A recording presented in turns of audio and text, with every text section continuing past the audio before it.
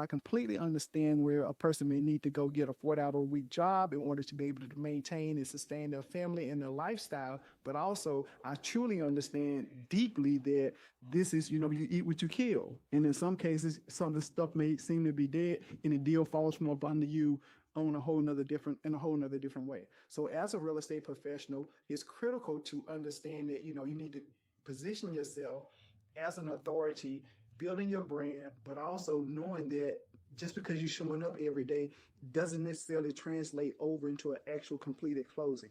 I remember when I first started, I would show up to the office every single day, weekday specifically, and basically took me roughly about three and a half, rolled about 3.5 months before I got my first transaction. And this me showing up every single day. I'm doing it full time. I did have some ancillary income for some other things I had going on, but primarily I was trying to make this real estate thing work, and I just could not get any real traction. I came in with marketing experience, and it just wasn't one of those situations where I was able to kind of build on it as fast as I would like.